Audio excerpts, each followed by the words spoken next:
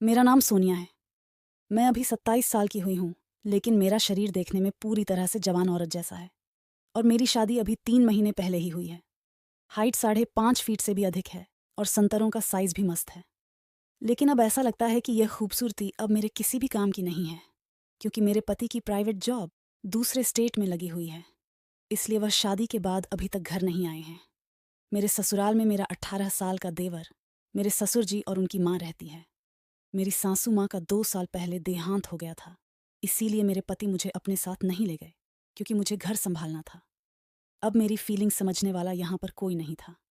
मेरा गर्म खून अंदर से उबल रहा था, जिसे कोई ठंडा करने वाला चाहिए था। लेकिन मेरे पति तो पिछले 3 महीने से अभी तक घर भी नहीं आए थे। इसीलिए अब मैं काफ़ी बेचैन और प्यासी सी रहने लगी थी। तभी मेरी नज़र मेरे देवर पर गई। हाइट उसकी मेरे से छोटी ही थी, तथा शरीर भी मुझसे पतला ही था, मगर उसका घोड़ा उसके हिसाब से बहुत बड़ा था। मेरे देवर का नाम राहुल है, तथा अब की बार उसने कॉलेज में प्राइवेट एडमिशन करवाया है। इसीलिए इन दिनों वह घर पर ही रहता है। घर पर मैं और मेरे देवर अकेले ही रहते हैं, क्योंकि मेरे ससुर जी की माँ बूढ़ी होने के कारण हमेशा अपने कमरे में आराम करती है, तथा ससुर जी घर के बाहर वाले कमरे में रहते हैं। इसलिए वह कभी कभार ही अंदर आते हैं।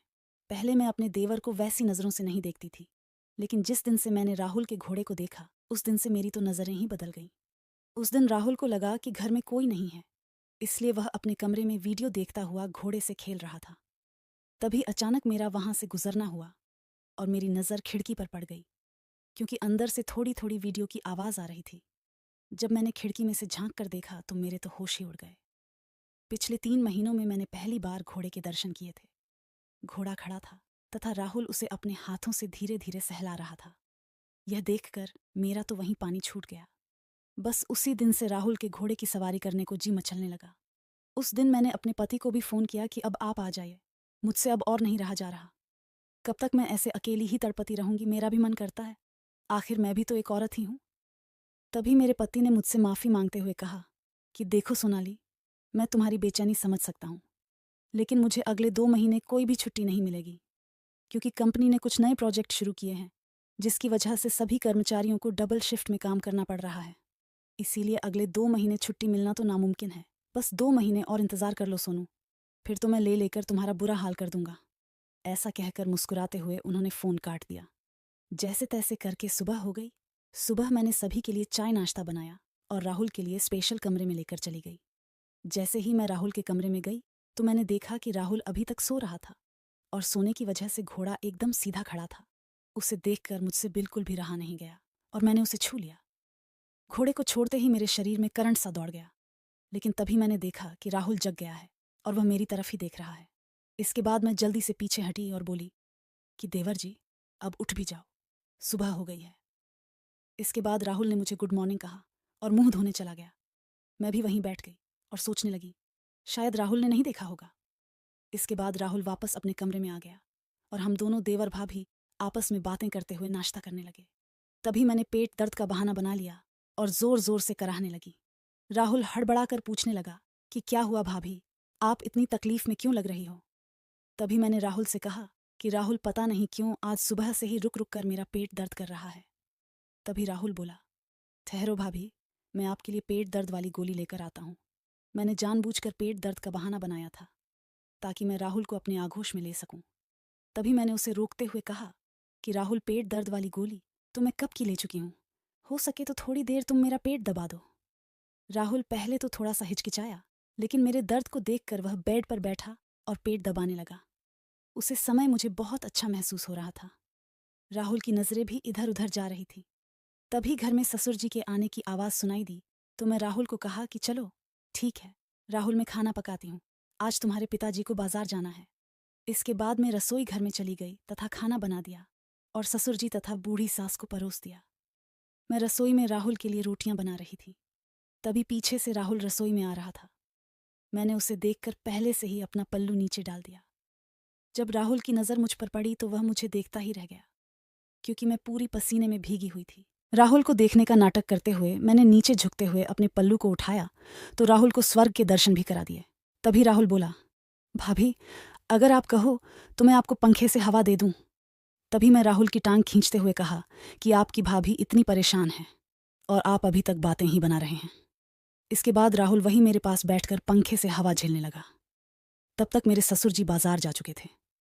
मैं खड़ी खड़ी रोटियां बना रही थी तो मैंने जानबूझकर अपना पल्लू फिर से नीचे गिरा दिया और राहुल से बोली कि आज इसकी पिन नहीं मिली, इसलिए बार बार गिर रहा है, तुम जरा इसे सही करना। तभी राहुल बोला कि नहीं भाभी, मुझसे नहीं होगा, आप खुद कर लीजिए। तभी मैं बोली कि अरे मेरे हाथ आटे में है, इसीलिए कह रही हूं, नहीं तो मैं खुद कर लेती पागल। इसके बाद राहुल पल्लू ठीक करने लगा। पल्लू ठीक करते वक्त उसने अपनी नजरें ऊपर तक नहीं उठाई। राहुल बड़ा ही शरीफ लड़का था, इसीलिए कभी कभी तो मैं सोचती कि शायद मैं उसके साथ गलत कर रही हूं, लेकिन मेरे अंदर की भावनाएं इतनी तेज थीं कि मुझे कुछ सही गलत का पता नहीं लग रहा था। आज ससुर जी भी बाजार गए हुए थे तथा दोपहर में सासू माँ भी गोलियां लेकर सो जाती है, इसीलिए घर पर मेरे और मेरे देवर के अलावा कोई नहीं था। इसलिए आज मैंने मन में पक्का कर लिया था कि आज तो मैं राहुल के घोड़े की सवारी करके ही रहूंगी। लेकिन राहुल अभी भी मुझे वैसी नजरों से नहीं देख रहा था। आज सारा दिन मैं राहुल के आगे पीछे घूमती रही तथा उसे फंसाने की कोशिश करती रही, लेकिन राहुल का मन बस ऊपर नीचे होकर रह जाता। वह मुझसे ऐसी वैसी बातें करने से भी शर्माता था। शाम को हम दोनों बैठकर खाना खा रहे थे, तभी राहुल ने मुझे आखिरकार कह ही दिया कि भाभी, लगता है आजकल आपकी तबीयत थोड़ी सी ठीक नहीं है, इसीलिए आप कुछ दिन भैया के पास शहर ही चली जाइए, यहाँ पर मैं सब संभाल लूंगा।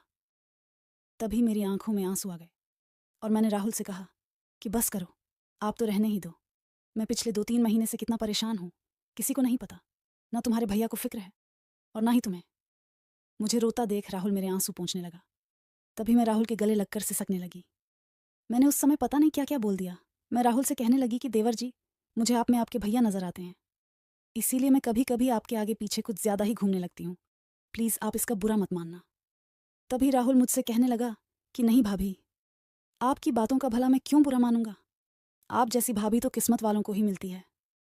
तभी मैंने राहुल का हाथ पकड़ लिया और उसे सहलाते हुए पूछने लगी कि तो आप मुझसे इतना दूर दूर क्यों भागते हैं? क्या मैं आपको अच्छी नहीं लगती, या मैं आपकी गर्लफ्रेंड जितनी सुंदर नहीं हूं?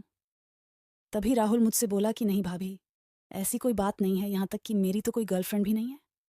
तो मैंने उसकी गोदी में सर रख लिया और उससे कहने लगी, तो मुझे बना लो ना, क्यों इतना तड़पा रहे हो? तुम भी तुम्हारे भैया जैसे हो, ना वह मेरी सुनते हैं और ना तुम। तभी राहुल बोला कि पर भाभी, आप तो मेरी भाभी हो और अपनी भाभी के साथ ऐसा वैसा करना तो गलत होता है। आज मेरा इमोशनल होना राहुल पर थोड़ा भारी पड़ गया था और वह मुझे अपने दिल की सारी बातें बताने लगा। वह भी कहने लगा कि भाभी जी, जब मैं आपको देखता हूं तो मेरे शरीर में भी करंट सा दौड़ने लगता है। उस दिन जब मैंने आपको पसीने में तर देखा तो आपके साथ। राहुल इतना बोलकर चुप हो गया तो मैंने उससे कहा कि आगे बोलो ना, मुझे आपसे यही सुनना है, मुझे भी अच्छा लगता है। अगर तुम मुझे पहले कह देते तो मैं तो कब से तैयार थी। इसके बाद तो मैं खुश हो गई थी। मैं गोदी से खड़ी होकर बेड पर बैठ गई और राहुल से कहने लगी कि अच्छा बताओ, दूध पियोगे? तो राहुल बोला कि अरे भाभी, अभी तो खाना खाया है और ऊपर से दोपहर भी है, शाम को पी लेंगे। तभी मैंने कहा, अरे देवर जी, आप तो अभी बच्चे के बच्चे ही रह गए, मैं वह वाले दूध की बात नहीं कर रही हूं। तभी राहुल का मुंह लाल हो गया और उसने शर्माते हुए नजरें नीचे झुका ली। फिर मैंने कहा कि ऐसे शर्माने से बात नहीं बनेगी देवर जी, अभी आपको ही सब कुछ करना है।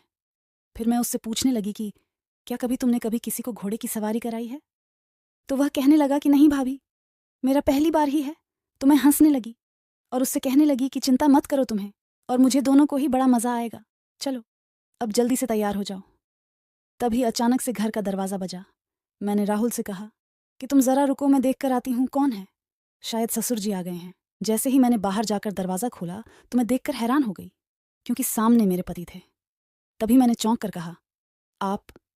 तो वह कहने लगे कि क्यों, क्या बात हुई मेरी रसमलाई, मैं ही हूं, आज आपके पतिदेव साक्षात प्रकट हुए हैं। पंकज ने मुझे दरवाजे से ही गोदी में उठा लिया और कहने लगे कि चलो, आज तुम्हें दिन में तारे दिखाता हूं, आज से पूरे 3 दिन तक मैं तुम्हें सांस भी नहीं लेने दूंगा। तभी मैं उनसे कहने लगे कि चलो, बच्चों वाली हरकतें छोड़ो और अब नीचे उतारो, राहुल देख लेगा। लेकिन वह नहीं माने और सीधा मुझे अपने कमरे में ले गए। थोड़ी देर बाद मैंने उनके लिए खाना लगा दिया और वह भी फ्रेश होकर आ गए। राहुल भी उनसे मिला तथा हम तीनों ने दोपहर का खाना खाया। मैंने उनसे पूछा भी कि आप तो कह रहे थे कि अगले 2 महीने तक कोई छुट्टी नहीं मिलेगी, फिर कैसे आ गए? तो वह कहने लगे कि बस तुम्हारे लिए ही आया हूँ। खाना खाकर हम सभी आराम करने लगे तथा शाम तक ससुर जी भी आ गए तो सभी लोग बहुत खुश थे। पंकज भी अपनी बहुत सारी बातें सुनाने लगे और रात को खाना खाकर हम सो गए। मैंने उस रात पंकज से बहुत सारी बातें की तथा उसने भी बहुत बातें बताई, लेकिन वह दिन में थकने के कारण आधे घंटे ही ले पाए। लेकिन 3 महीनों बाद उस आधे घंटे में मुझे स्वर्ग जैसा आनंद मिला। अब पंकज 5 दिन रुके थे और इन 5 दिनों में उन्होंने मेरा बुरा हाल कर दिया था। देने के बाद मैं ठीक से चल भी नहीं पाती थे। वह दिन में भी और रात में भी, कमरे में भी और यहाँ तक कि बाथरूम में भी लेने लगे थे। ये 5 दिन कब निकल गए मुझे बिल्कुल भी पता नहीं चला। हालांकि पंकज 3 दिनों की ही छुट्टी लेकर आए थे, लेकिन मैंने उन्हें ज़बरदस्ती 2 दिन और रख लिया, क्योंकि अब पता नहीं आगे कब वापस आना हो। पंकज अब वापस चले गए थे और मैं भी बहुत खुश थी। यहाँ तक कि मुझसे तो अब भी ठीक से चला नहीं जा रहा था। लेकिन इन 5 दिनों में मैं राहुल को तो भूल ही गई थी और मैंने उससे ज़्यादा बात भी नहीं की। पंकज के आने के तीसरे दिन बाद से राहुल घर में नहीं दिखा। जब मैंने पंकज जी से पूछा तो उन्होंने बताया कि वह मिलने के लिए अपने मामा के यहाँ चला गया है। पंकज को गए हुए पूरे 5 दिन बीत चुके थे तथा राहुल भी अभी तक नहीं आया था। तो मुझे चिंता होने लगी कि कहीं राहुल मुझसे नाराज़ तो नहीं हो गया है। इसीलिए मैंने हिम्मत करके उसकी मामी के यहाँ फ़ोन कर लिया। उसकी मामी से बात करने के बाद में मैंने राहुल से बात की और उससे पूछा कि क्या हुआ देवर जी, अपनी भाभी से नाराज़ हो गए हो क्या? फ़ोन पर तो राहुल ने ठीक ही बात की और उसने कहा कि नहीं भाभी, घर में मन नहीं लग रहा था, इसीलिए सोचा कहीं बाहर मिलाऊं। फिर मैंने पूछा कि तो अब घर कब तक आओगे? तो राहुल ने कहा कि बस कल या परसों तक आ जाऊंगा। इतना कहने के बाद मैं उसे कहा कि नहीं, तुम्हें कल ही आना है, अब सामान पैक कर लो और कल आ जाना। पहले तो राहुल नहीं माना, लेकिन मैं ज़िद करके आखिर में उसे मना ही लिया। अगले दिन राहुल घर आ गया और उसने बस मुझे नमस्ते किया और अपने कमरे में चला गया। दोपहर तक कुछ नहीं बोला और खाना खाकर सो गया। फिर मुझे पता चल चुका था कि राहुल मुझसे नाराज़ है। उसे मनाने के लिए दोपहर में मैंने उसकी पसंद का सूजी का हलवा बनाया और उसके कमरे में देने को चली गई। मैंने नहाकर लाल रंग की साड़ी पहनी और उसे खुश करने के लिए थोड़ा सा हार श्रृंगार भी कर लिया। मैं गई तो वह बेड पर सोकर फ़ोन देख रहा था और मुझे देखकर बैठ गया। मैं उसके पास जाकर बैठ गई तथा अपने हाथों से उसे हलवा खिलाने लगी। तभी राहुल बोला कि मत करो भाभी, मुझे भूख नहीं है, टेबल पर रख दो, मैं बाद में खा लूँगा। मुझे पता था कि राहुल मुझसे नाराज़ है, इसीलिए मैंने उसका हाथ पकड़ा और उससे रिक्वेस्ट करने लगी कि अब मान भी जाओ देवर जी, और कितना सताओगे अपनी भाभी को। अब उस दिन तुम्हारे भैया आ गए तो इसमें मेरा क्या कसूर है? मुझे भी नहीं पता था कि वह आ जाएंगे। तभी राहुल बोला कि नहीं भाभी, वह बात नहीं है, मैंने आपसे पहले भी कहा था कि यह सब गलत है, इस तरह से तो हम भैया को धोखा दे रहे हैं। तभी मैंने कहा कि लो, तुम तो अभी तक वही पुरानी घिसी पिटी बातों को लेकर बैठे हो। मैंने सोचा तुम मेरे लिए नाराज़ हो। मैंने तुम्हें पहले भी तो कहा है कि तुम मुझे उतने ही पसंद हो जितने तुम्हारे भैया। इसमें धोखे वाली बात कहाँ से आ गई? मैं कौन सा तुम्हारे भैया को छोड़कर जा रही हूँ? बस इसी बहाने हमारा भी मन लगा रहेगा और तुम्हारे भैया की याद भी नहीं आएगी। अब अगर भाभी अपने देवर से मजाक नहीं करेगी तो और किससे करेगी? चलो छोड़ो देवर जी, अगर तुम्हें अच्छा नहीं लग रहा है तो फिर रहने दो, मेरी जिंदगी तो बेरंग है ही। चलो फिर हलवा तो खा लो, कब से ठंडा हो रहा है। फिर राहुल हंसकर बोला कि अच्छा, अब हलवा ही खिलाओगी या फिर दूध भी पिलाओगी? उसे दिन तो आप बड़ा कह रही थी कि देवर जी दूध पी लो। तभी मैंने राहुल को चिमटी काटते हुए बोला कि दूध तो तुम्हारे भैया पी गए, अब तो तुम्हें इन्हें देखकर ही काम चलाना पड़ेगा। और ऐसा बोलकर हम दोनों हंसने लगे। उसके बाद राहुल मुझसे पूरी तरह से खुल गया। फिर वह पूछने लगा कि अच्छा भाभी बताओ, उस दिन क्या हुआ था जब भैया आए थे? फिर मैं मज़े लेते हुए उसे बताने लगी कि पता नहीं तुम्हारे भैया कौन सी गोली खाकर आए थे, मुझे तो अभी तक दर्द हो रहा है। पिछले 5 दिनों में उन्होंने मुझे ठीक से सोने भी नहीं दिया। तभी राहुल बोला कि भाभी, अगर आप जैसी खूबसूरत बीवी हो तो कोई भला कैसे सो सकता है? तभी मैं बोली कि देखो देवर जी, मुझे ज़्यादा मस्खे मत लगाओ, अगर कुछ चाहिए तो सीधे ही मांग लो, मैं आपको मना नहीं करूंगी, आखिर एक ही तो देवर है मेरा।